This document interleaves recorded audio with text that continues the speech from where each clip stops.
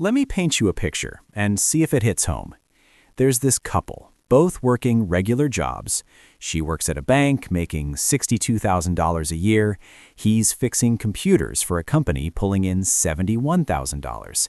Together, they bring home $133,000. That puts them ahead of 75% of families in America. They should be doing great.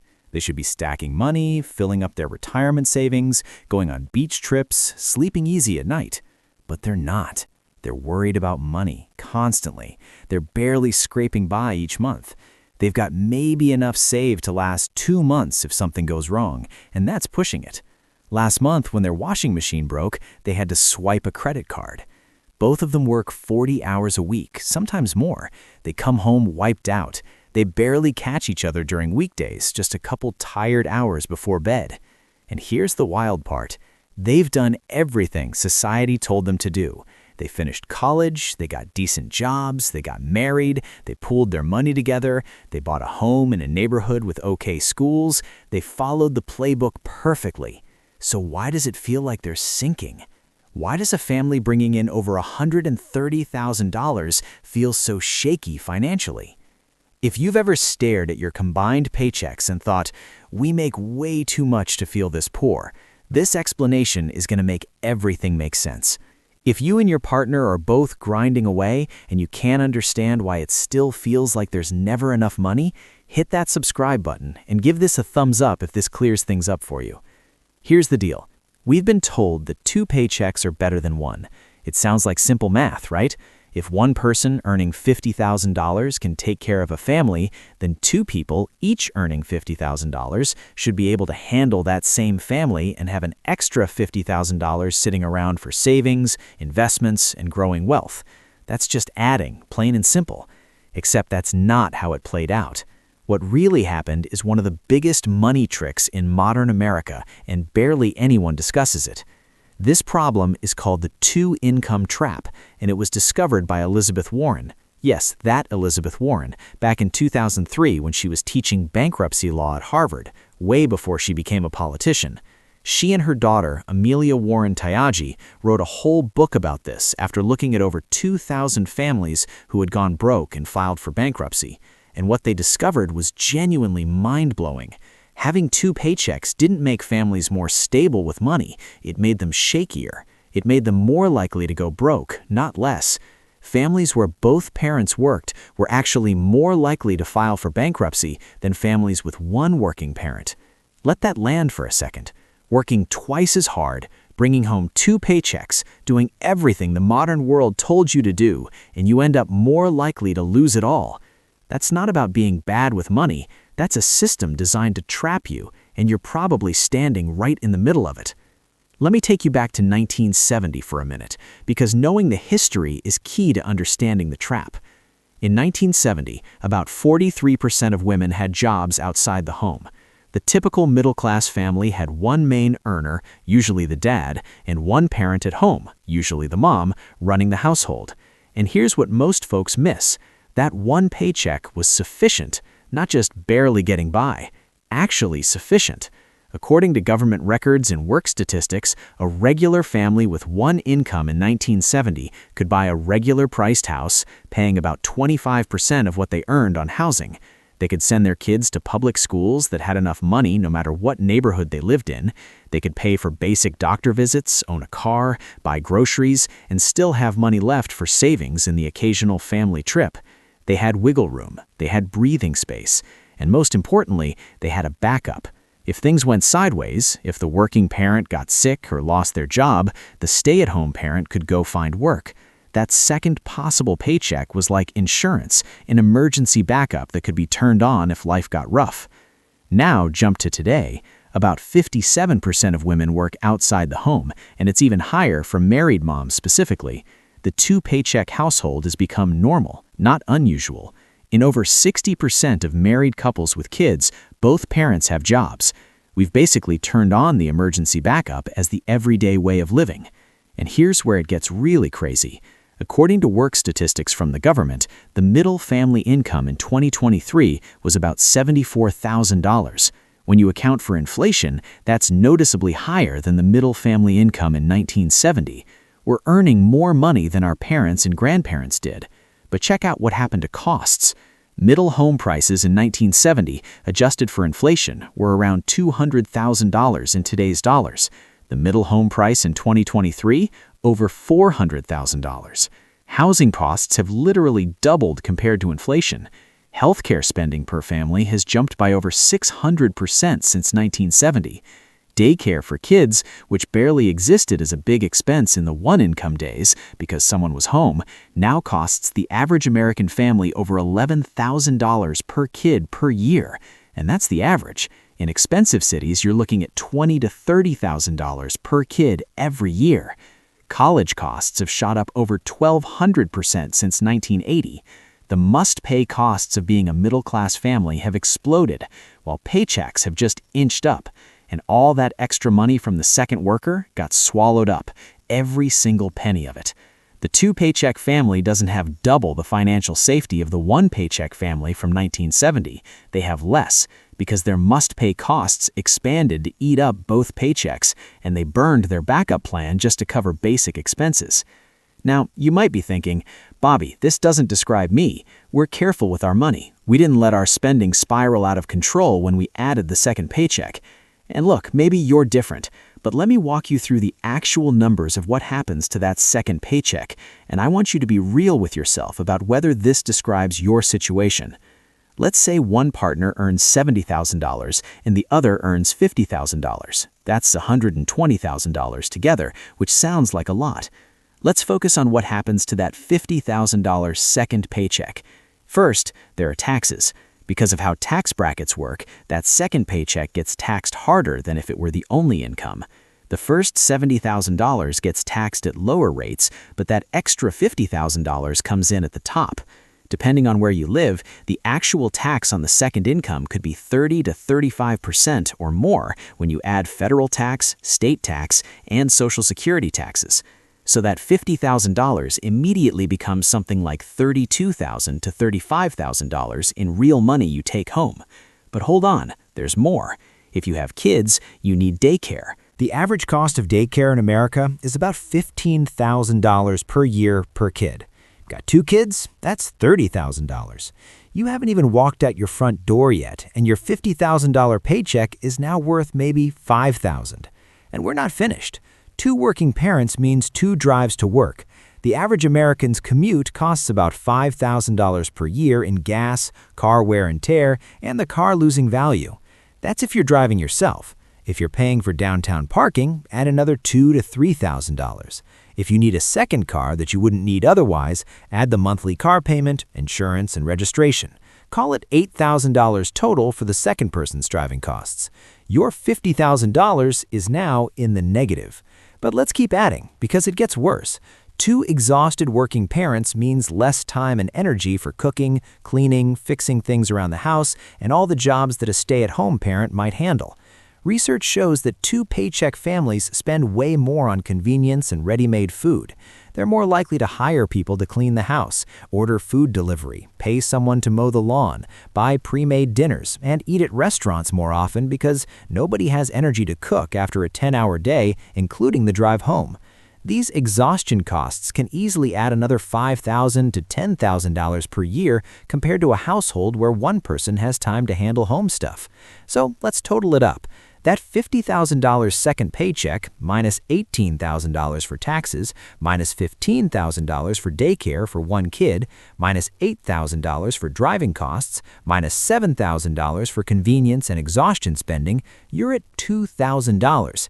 That's not a mistake. The real contribution of a $50,000 second paycheck can realistically be as low as $2,000 per year, maybe less. Maybe negative, especially if you have multiple kids or live in an expensive area. Someone is working full-time, being away from their children, missing family dinners, sitting in traffic, and the household is clearing $2,000 for the whole year. That's $8 per workday. That's $1 per hour. And here's the mind game. Because the big numbers look impressive, because you see that $120,000 combined income on your tax forms, you feel like you should be comfortable. You make spending choices based on that $120,000. You buy a house based on what 2 paychecks can qualify for. You take on car payments that 2 paychecks can theoretically handle. The bank looks at your combined income and says, yes, you can afford this $400,000 house loan. And technically, you can, as long as both paychecks keep coming in forever, as long as neither of you gets sick or laid off or burned out or needs to help an elderly parent or has a kid with special needs or hits any of the 1,000 unexpected life curveballs that humans face. This is where the trap slams shut, and it's the part that Elizabeth Warren's research really hammered home. The one-paycheck family from 1970 had something that two-paycheck family today doesn't have: financial flexibility. If the breadwinner lost their job, the stay-at-home parent could find work. Not perfect, but it was a safety net. It was room to maneuver. It was resilience. The two-paycheck family has already used that card. Both paychecks are already completely committed to the monthly bills. There's no backup plan. There's no reserve income to switch on. If either partner loses their job, gets sick, or can't work for any reason, the family doesn't just lose that paycheck. They often can't maintain their must-pay costs even for a short time because those costs were built for 2 paychecks. This is why Warren's research found that 2-paycheck families were more likely to file bankruptcy. It's not because they were reckless, it's because they had no room for error. They were running at 100% with no cushion, like a car running with no oil. Everything works fine until it doesn't, and then everything breaks all at once. A 2019 study from the Federal Reserve found that nearly 40% of American adults couldn't cover a $400 emergency without borrowing money or selling something. 40%, and many of those people are in 2-paycheck households making solid money on paper. They're not broke because they don't earn enough. They're broke because their expenses grew to eat every dollar of their combined earnings, and they're one broken transmission away from financial disaster. And here's what really bothers me. The expenses that ate the second paycheck weren't luxury purchases. They weren't boats and cruises and wasteful spending, at least not mostly. They were housing and daycare and healthcare and education. They were the must-pay costs of being middle class. Look at housing specifically, because this is where the price war becomes obvious. In the one-income days, families competed for houses based on 1 paycheck. When 2 paychecks became normal, families suddenly had twice the buying power for the same houses. What do you think happened to prices? They shot up, way up. If everyone has 2 paychecks, then 2 paychecks become the minimum requirement, and suddenly you need 2 paychecks just to buy what 1 paycheck used to buy. It's like a weapons race where everyone escalated and nobody came out ahead. The same thing happened with education. School systems are mostly funded by property taxes, which means good schools are in expensive neighborhoods. Parents naturally want to live where there are good schools, so families started driving up property prices in good school areas using their 2 paychecks to outbid each other. This created what Elizabeth Warren calls the price war for educational opportunity. The entry price to good public schools became a $400,000 house loan instead of a $200,000 house loan. You're not paying tuition directly, but you're paying the tuition equivalent in your housing costs. And once you're locked into that house loan, you're locked into needing both paychecks forever. You can't scale down. You can't go back to 1 paycheck. The trap has snapped shut. Now, you might be thinking, okay, Bobby, but what am I supposed to do? I can't just have my partner quit their job. We need both paychecks to survive. The lifestyle you've built around both paychecks. But here's the thinking shift that changes everything. You need to start treating the second paycheck like it's temporary, even if it isn't. Here's what I mean. Most families do the opposite. They treat both paychecks as permanent and guaranteed, and they build their must-pay costs around that. They buy the house that 2 paychecks can afford. They lease the cars that 2 paychecks can support. They sign the kids up for activities and schools that 2 paychecks can pay for. And then they're trapped. They've built a life that requires 2 paychecks to work, which means neither partner can ever stop working, even if they want to, even if life circumstances make it necessary. The other approach is what I call the 1 paycheck foundation.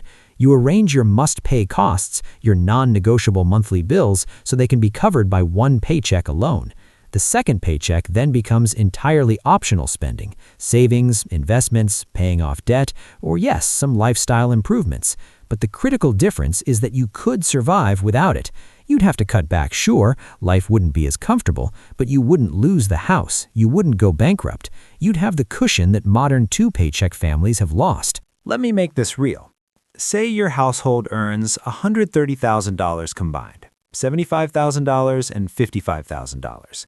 Instead of taking on a house loan that requires $100,000 or more in yearly income to handle, you take on a house loan that can be comfortably covered by $60,000.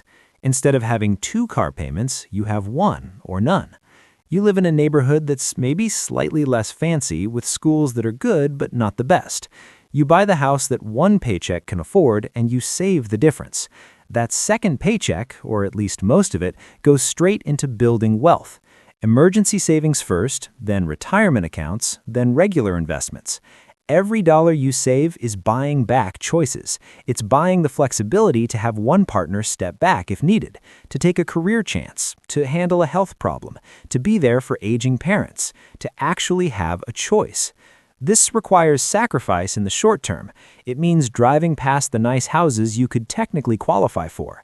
It means explaining to friends why you're not upgrading your lifestyle even though you got a promotion. It means resisting the social pressure to spend like a two-paycheck family because you're building like a one-paycheck family. But here's the reward. Within 5 to 10 years of this approach, something amazing happens. The investments you made with that second paycheck start creating their own money. Compound interest takes over, and suddenly you actually have what you thought 2 paychecks would give you in the first place: real financial security.